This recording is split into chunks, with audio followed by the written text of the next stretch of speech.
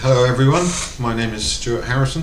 I go by the online name of Watchman X when writing articles, and all my research and articles are based on spiritual truth seeking and mainly getting to the bottom of biblical mysteries. People have been confused by so many biblical mysteries for so long.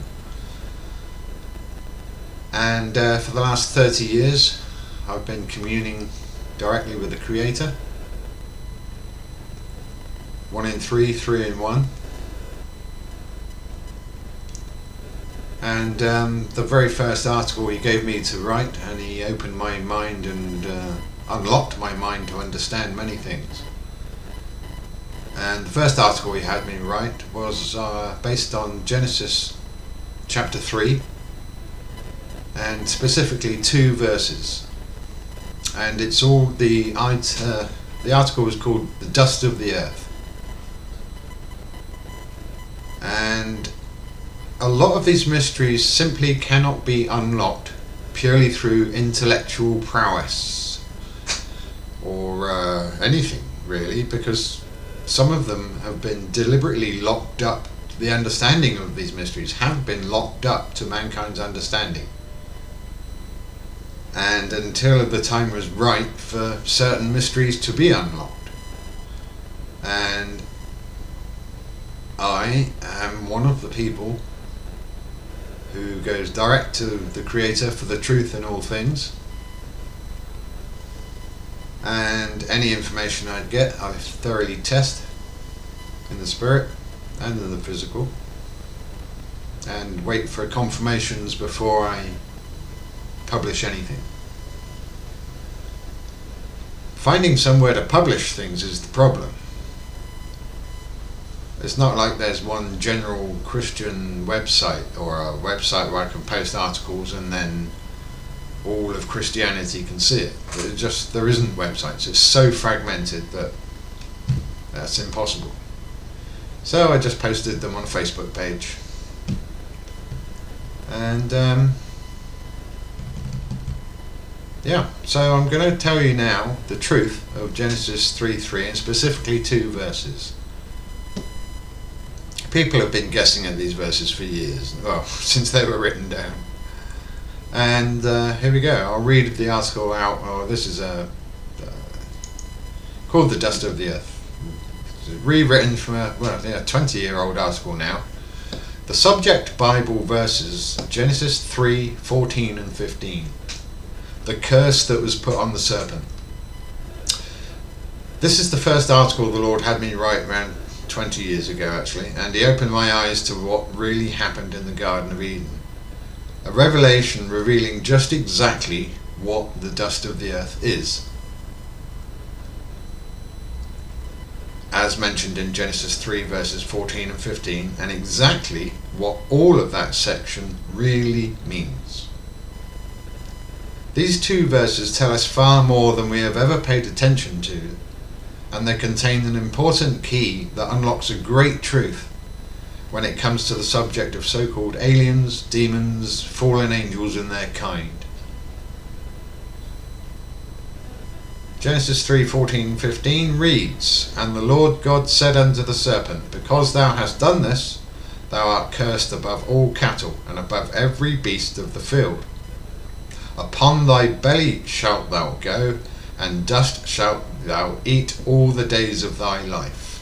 And I will put enmity between thee and the woman, and between thy seed and her seed. It shall bruise thy head, and thou shalt bruise his heel." I always use the KJV. I've always stuck to the KJV. And in particular, these verses are only understandable when reading the KJV. Every other version since then has just injected someone else's opinion of what they think they mean, and they're incredibly misleading, and you'll never come to the truth of the understanding of it as long as you're reading another version apart from the KJV. So these 2 verses have always puzzled Bible readers. Just what is the dust exactly that the serpents are being cursed by God to have to eat for the rest of their lives? By using, for instance, the online Blue Letter Bible and its search facility, we can easily find all Bible verses that have the word dust in them. Some of them are not relevant, but many inform us of just exactly what the dust is that the serpents have to eat. Verses like, well, here we go. In the concordance, the word dust is either afar or afar. I'm not incredibly, I don't know what the phonetic spelling of it is. It's number 06083 in the concordance, and it means dry earth, dust, powder, ashes, earth, ground, mortar, and rubbish. Here are some verses that indicate that mankind is that very dust. Genesis 3:19, for out of it wast thou taken, for dust thou art, and unto dust thou shalt return. Still used in our funerals. Genesis 18:27, and Abraham answered and said, behold now, I have taken upon me to speak to the Lord, which am but dust and ashes. Numbers 23:10, who can count the dust of Jacob? If that's not proof that he's talking about his people and his descendants, there isn't, of course it is. Job 30:19, he hath cast me into the mire, and I am become like dust and ashes. Psalms 103:14, for he knoweth our frame, he remembereth that we are dust. Isaiah 34:7b, and their land shall be soaked with blood, and their dust made fat with fatness.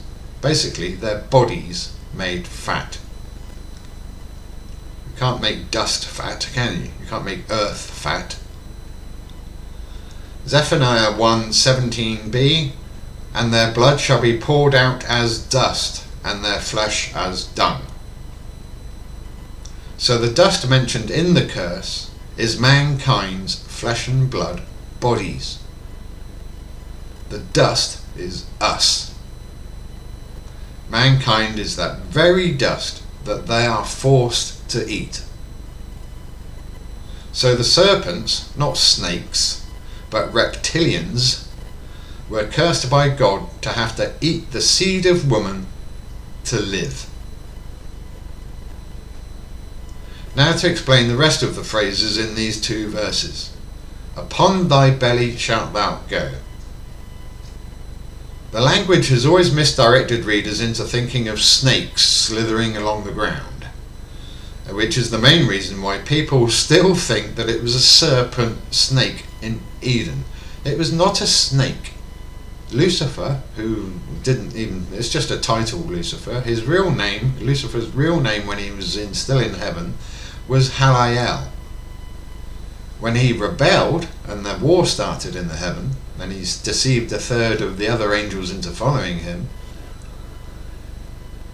the other angels would no longer call him that name of honour. So they changed his name from Halael to Helion, which is why of the Helion star system. Was it the Helion star system? Don't know. The language has always misdirected people. In many versions, this has been mistranslated. For instance, the New International Version says you will crawl on your belly. Many others have disguised the true meaning simply by changing upon thy belly to on thy belly you shall go, which gives the picture of things crawling on their bellies. Obviously, it conjures up that image in your mind, instantly misdirecting you from the truth. The only version that has the correct version, that anybody has any chance of sussing this whole thing out, is the KJV, or possibly even earlier versions. I haven't looked at earlier versions actually. This entire scenario is a cleverly disguised one. Which gives the it gives the picture of things crawling on their bellies. So this entire scenario basically means the same as an army marches on its stomach. That's what God audibly said to me when I was praying for clues as to this. He brought to my mind the phrase, an army marches on its stomach. So that's what it means. So we have this bizarre situation whereby mankind is, wherever mankind is, there the serpent, the reptilians, and the draconians, which are a higher ranking species of reptilian, they must be also. They need us to survive. So upon thy belly shalt thou go means that their primary necessity above all else is to secure permanent food supply of people. This adds a lot of credence to the stories of millions of people over man's history being literally disappearing, and especially the ancient cities and their human sacrifice rituals, and the stories that military people who have been in these dumb bases, these deep underground military bases, and they've seen the children in cages, children from all over the world in massive corridors of cages. That's true. They are put there as a food source. They are stolen from natural disasters. The natural disasters numbers are whacked up, and then the rest of the younger people, children especially, are taken away and put in cages as food for the reptilians. And it was Eisenhower who made that deal with the Greys. Eisenhower basically said you can have up to 300,000 a year in exchange for technology. Disgusting. But this is where the origin of where all these cabal UFOs, and that's the same people today as it was back then.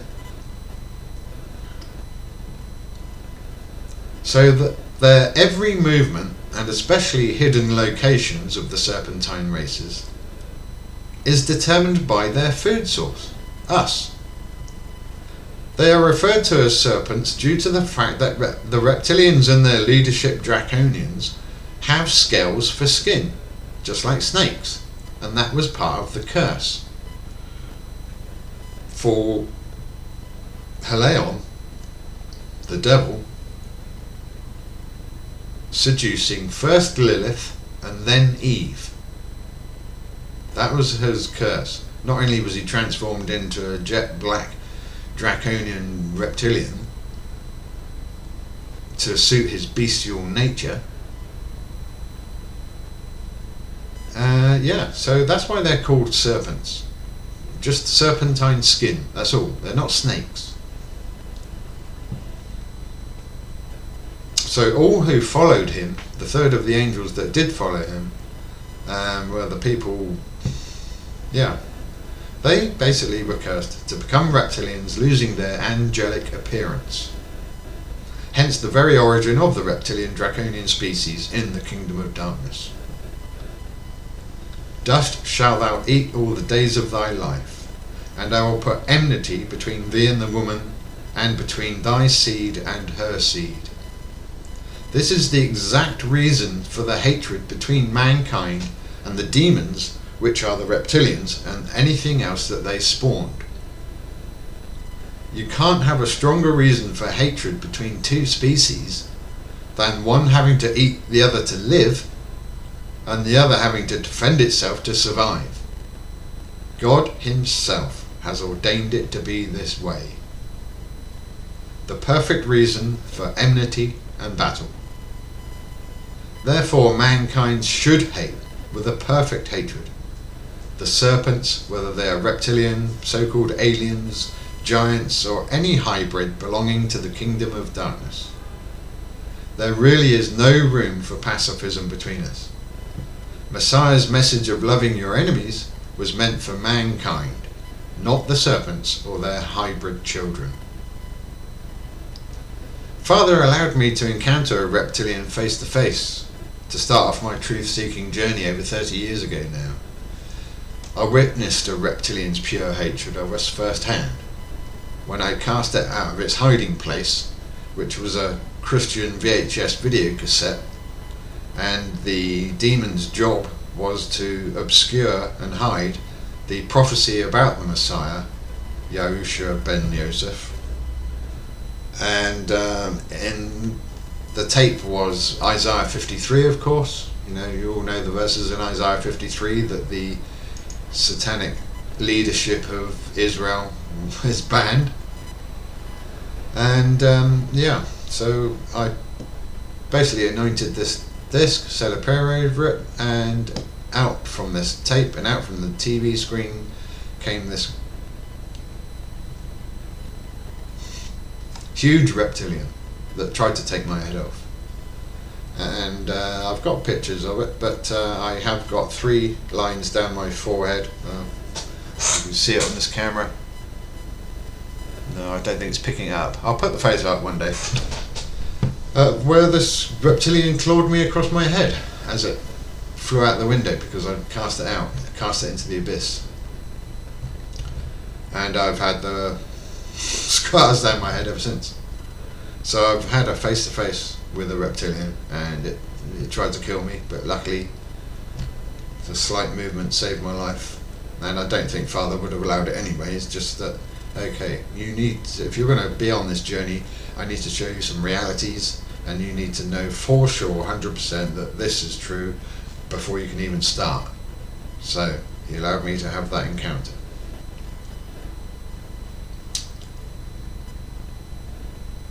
It shall bruise thy head, and thou shalt bruise his heel.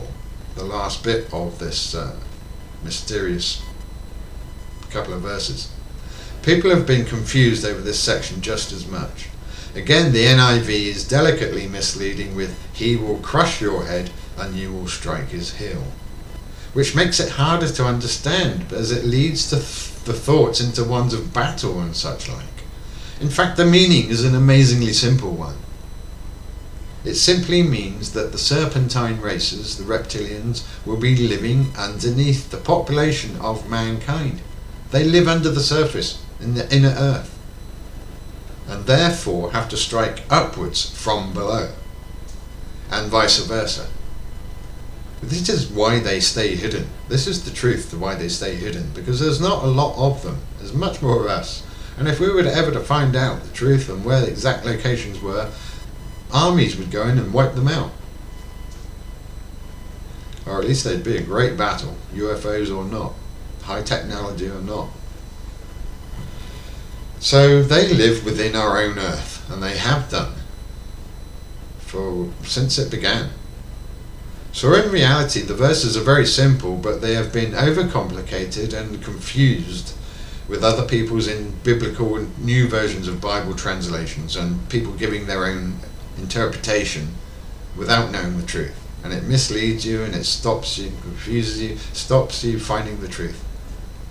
The Creator wanted mankind to know about their mortal enemies and the damage that the reptilian demons have caused and continue to cause all down through our history, where they live and how they survive. So what use is this information really?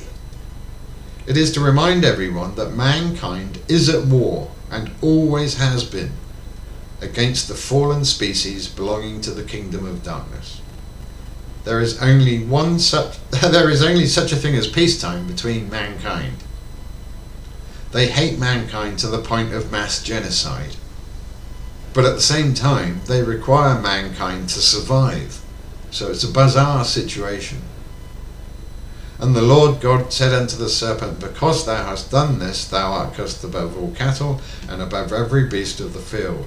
Upon thy belly shalt thou go, i.e., your belly shall determine where you go. And dust shalt thou eat. Mankind, you now have to eat all the days of thy life. And I will put enmity between thee and the woman, and between thy seed and her seed. Your races shall hate each other. It shall bruise thy head, and that shall bruise his heel. You will live within the earth, and man shall live on the surface. By Stuart Harrisman, Watchman X.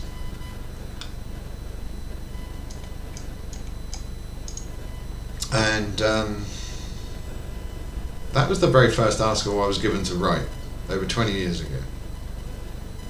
And it's been a continuation for me, my second half of my life. I'm 59 now, the spiritual awakening for me. I was born a Christian, went through my standard teenage rebellious years where I didn't like the black and whiteness of Christianity and started looking in other places, but came back when I had a very powerful encounter with the Lord above, and He came to visit me. And ever since then, whenever I pray for the truth in all things and regarding specific subjects, as long as those subjects are in their time, that it's time for these things to be known, then He will guide me into the exact truth of what these things mean. My next articles, the truth I found out about many of Revelation's prophecies about all the horsemen of the apocalypse, and Wormwood, the truth of Revelations 9 and 12, and I'll be doing more videos on these articles that I've written years ago, and yeah, so see you soon, making more videos soon. Goodbye, thanks for listening.